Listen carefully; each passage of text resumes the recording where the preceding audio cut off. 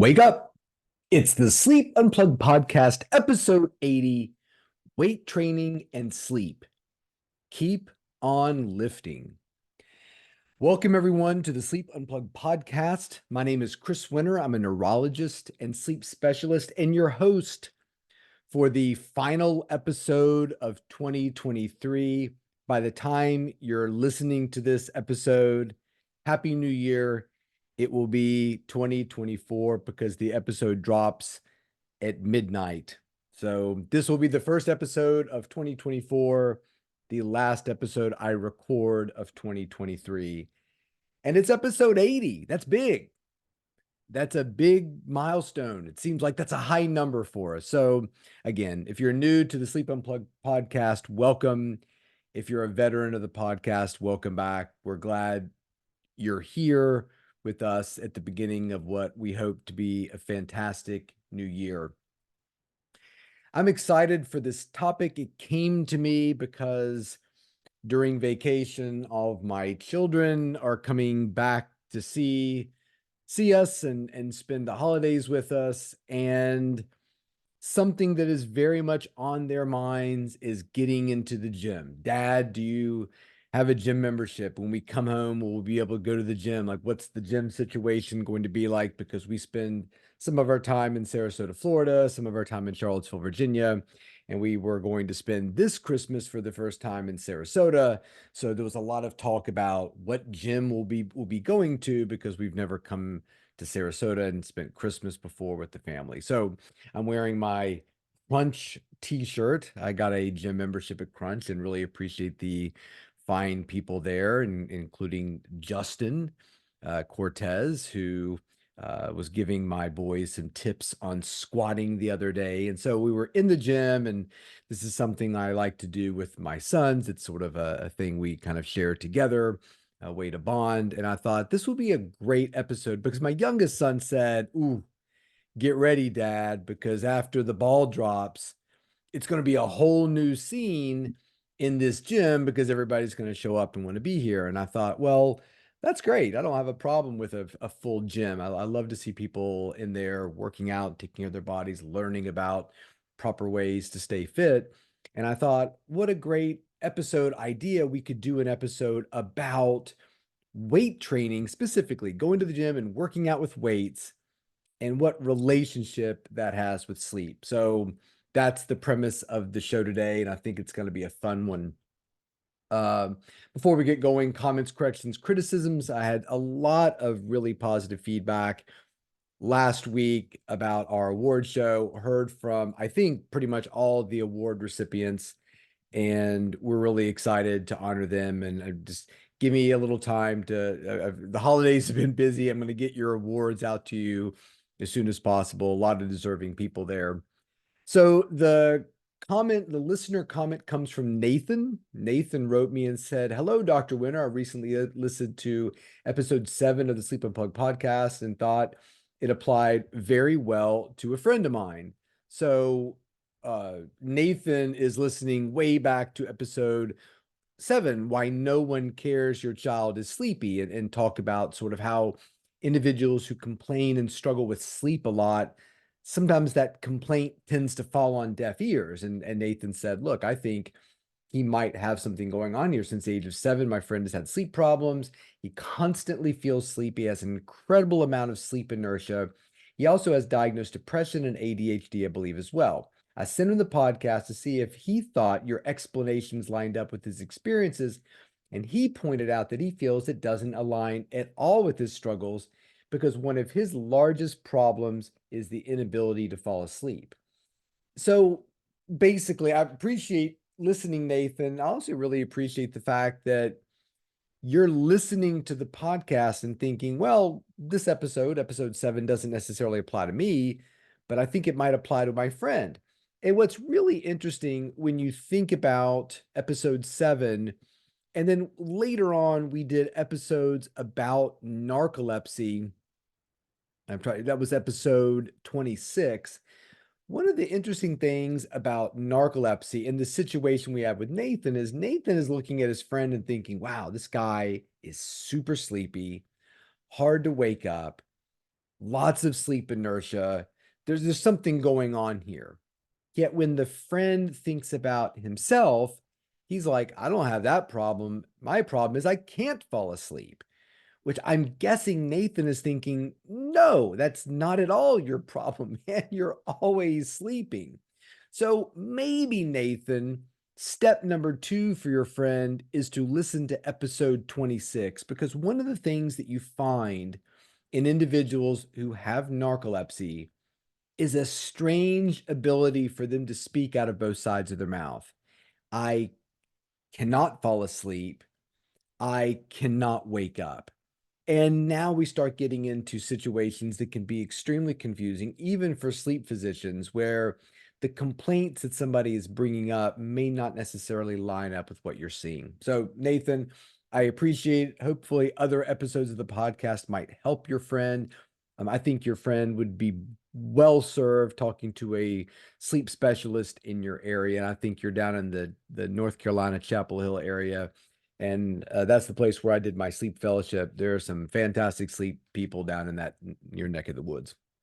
So for our music today, we could have gone a lot of directions. We had just done Dire Straits not too long ago, and I thought about the man's too strong, I think is the name of the song, which is a really interesting one. Got to Carry That Weight by the Beatles was an obvious choice. The Weight by the band is one of my favorite songs, even though the weight is never talked about in the song. It's always the load. So I went with Keep on Lifting, which is a Jackie Wilson song from his 1967 album Higher and Higher. It was initially released as a single, as things were typically, and the single did fantastically. It was number one R&B song, high on the Hot 100. One of the most popular and successful songs that Jackie Wilson ever recorded.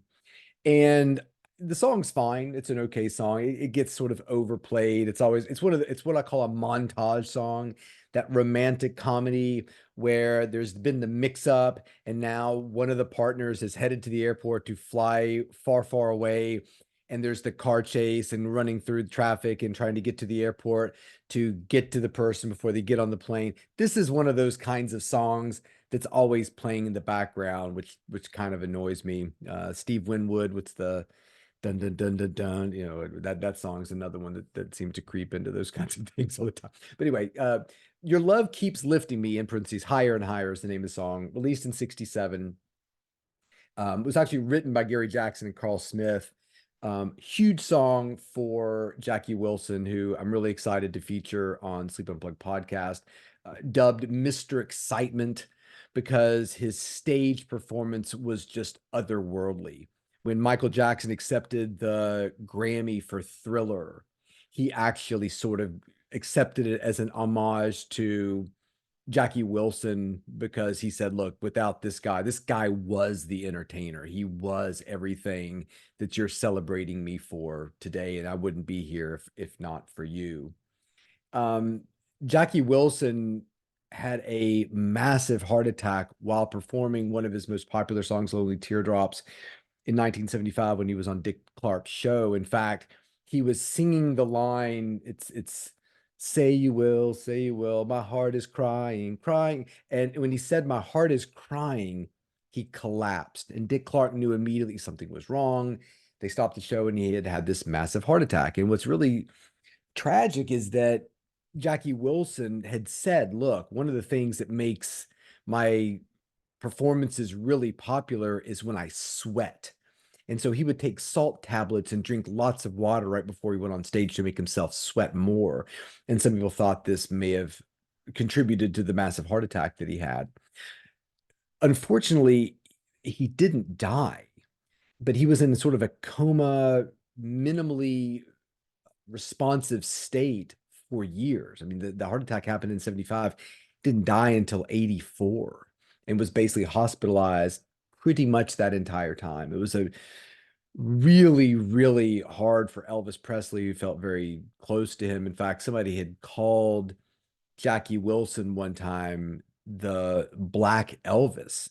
And when Elvis heard that, he was like, if Jackie Wilson is the black Elvis, then I'm the white Jackie Wilson. He said, Jackie Wilson set the stage for all of this, even though Jackie Wilson in the interview said, Elvis gets a bad rap for copying our culture and our dance moves and our signature style, when in fact, most of us are copying Elvis, which was an interesting comment that he made. So there's a lot of love between the two.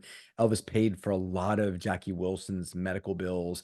I was always a huge fan of the Commodore song, Night Shift, that was recorded after Lionel Richie left, I think in 84, actually 85. And it was about Marvin Gaye and Jackie Wilson, all these great little subtle references to Marvin Gaye. Marvin sang of the joy and pain. Joy was his final single before he died. Say You Will, Tell It, what's going on. Of course, that's referencing Marvin Gaye's song. But in the verses about Jackie Wilson, there's a line that says, your love was lifting us higher and higher, which is referencing this massive hit for Jackie Wilson. And I'm also a huge fan of the Hozier song, Jackie and Wilson. So he's talking about having kids, and we're going to name them Jackie and Wilson and raise them on rhythm and blues. So anyway, a little too much on Jackie Wilson, but he deserves every bit of those accolades. So let's get into the gym and weightlifting. And you're listening to the Spotify playlist, the Sleep Unplugged Spotify playlist in the gym, volume 1 or volume 2, whichever one gets you more pumped up. Is there benefits to your sleep for going to the gym? The average gym goer in the United States goes twice a week. And January, as my son guessed, is absolutely the busiest month for memberships. I think they get something like 15% of all of their memberships for the entire year just in the month of January. And of those individuals who buy memberships, about 2/3 of them apparently never use them statistically. Morning is the busiest time, and the average individual is spending about an hour in the gym every day. So what's going on if an individual is lifting weights? Is it improving their sleep? A lot of the research that we have talked about actually on this podcast, is really looking at the opposite. What does your sleep do to your ability to be an elite athlete, lift a lot of weights, run fast, react quickly? And we know that sleep loss can absolutely affect your gains in a gym. So we've talked a lot about this show about if you're somebody who really cares about what's happening in the gym, you're trying to get fast, you're trying to get strong, you're trying to lose weight, you have all these health goals for yourself, you are not going to reach them if you're not getting enough sleep. So getting up early and sacrificing sleep in order to get to the gym really doesn't make a lot of sense. It's buying a car, but not really having the money for gasoline. I mean, you've got a car, but you're not doing what you need to do to make it go. And sleep is really all about not only the gains that you have in a gym, but your ability to recover from the natural tearing down process that's happening in a gym. We are sort of tearing our body down a little bit in order to rebuild it bigger and stronger. And that process is absolutely facilitated by sleep. And we've known this. In 1994, there was a study called The Effect of Partial Sleep Deprivation on Weightlifting Performance. They looked at 8 men, so a small study. And I think one night they were getting 3 hours of sleep for 3 successive nights in a 4-day period with normal sleep. And they were looking at what happened with their different lifts. And I'll read from the study.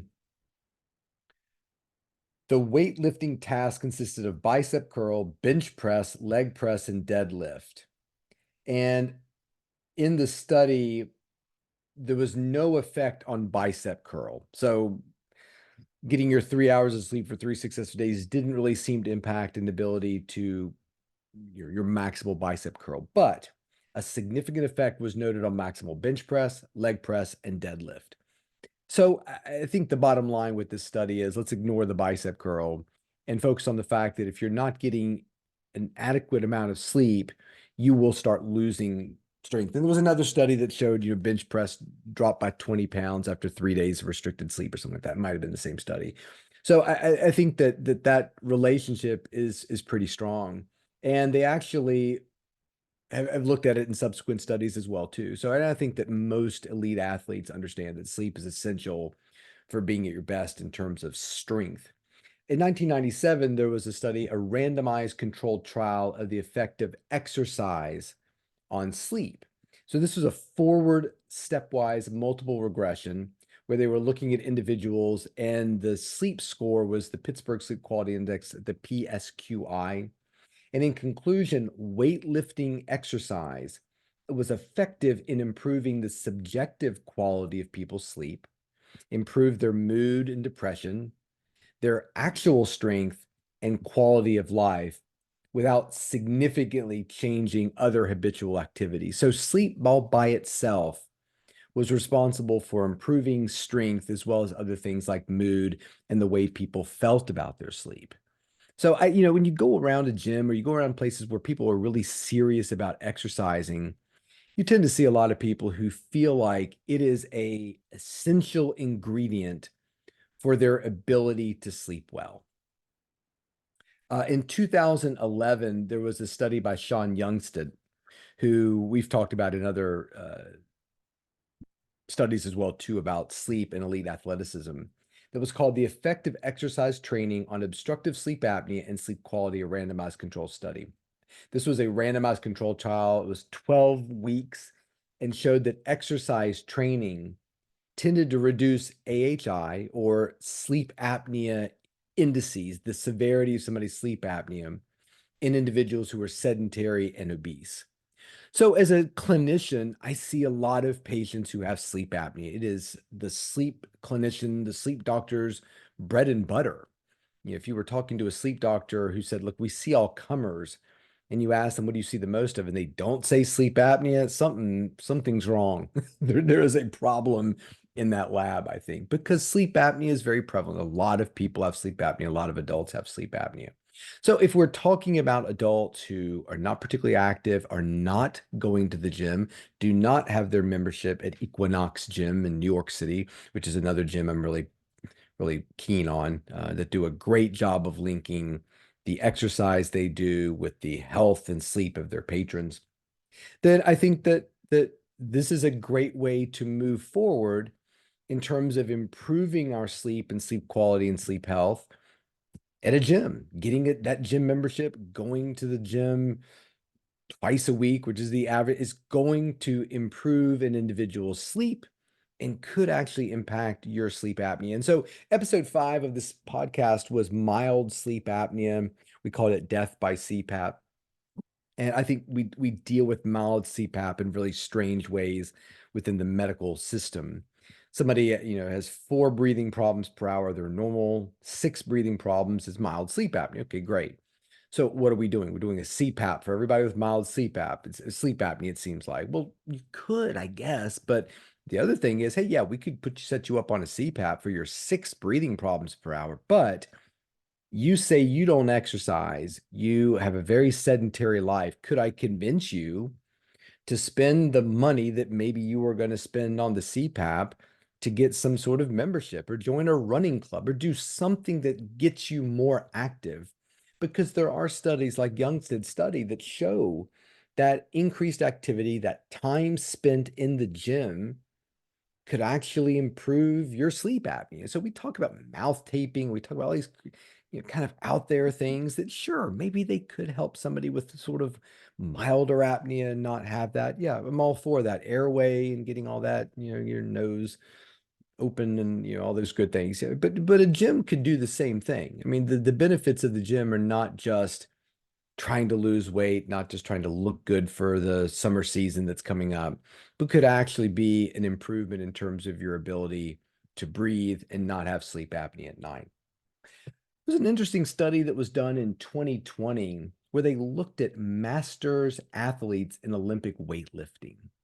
So they basically kind of profiled Olympic weightlifters, male and female, and tried to figure out a little bit about them and what their lives looked like being elite weight trainers versus average individuals. And of course, the thing that I was most interested in was sleep.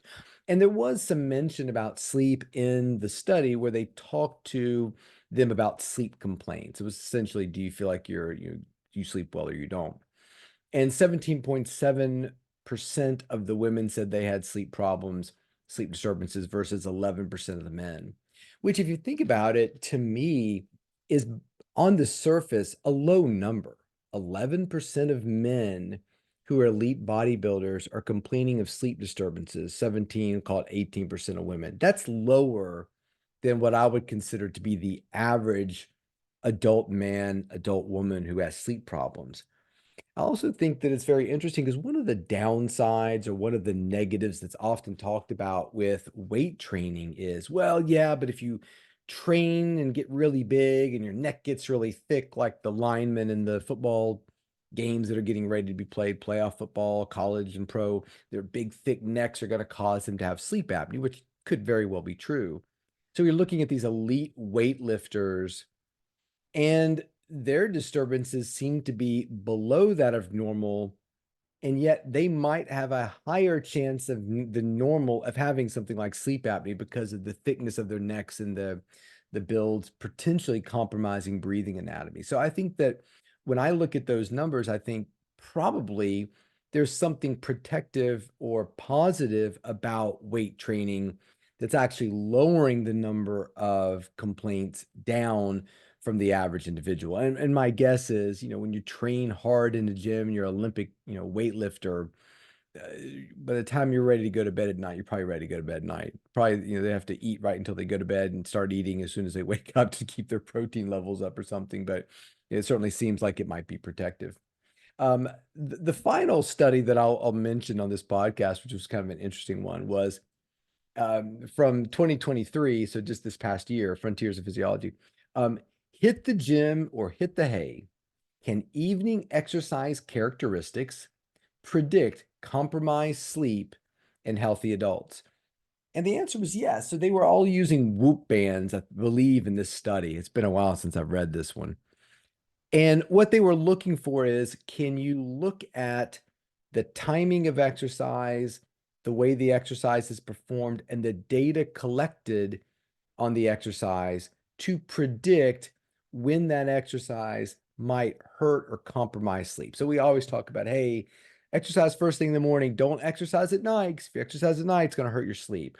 And most of that has to do with core body temperature raising. So you get out there and you get really, fired up and exercise really hard at night.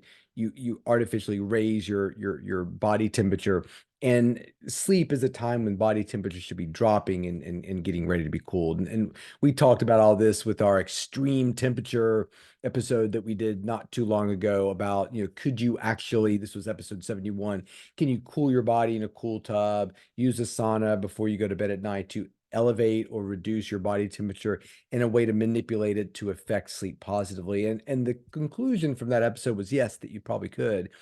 Exercise could be that as well too. So properly timed exercise, especially if it's changing core body temperature, could be effective of sleep. And what this study was showing was it was trying to predict, it was doing a pretty good job of it, of when that exercise might be impactful to sleep and when you could get away with it. So I think in the future, we're going to see a lot more of sleep tech's ability to be able to say, hey, if you eat this and you exercise by doing that, and it's all happening at this time, it's going to impact your sleep by negative 4.3%.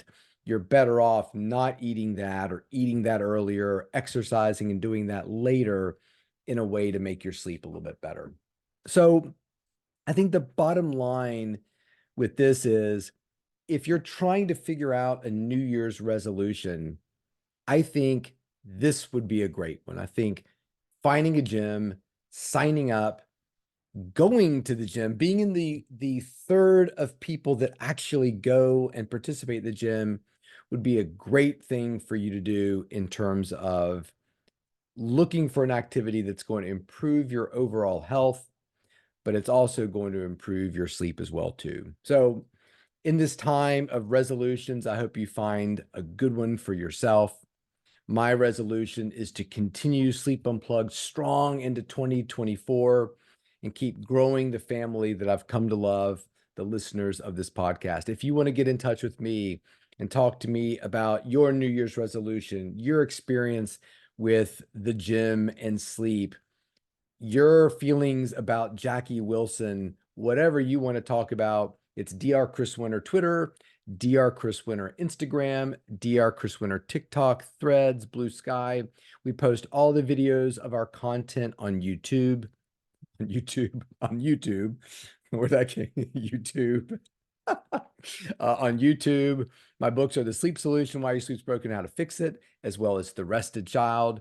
Looking forward to a great 2024. Until the next episode, sleep well.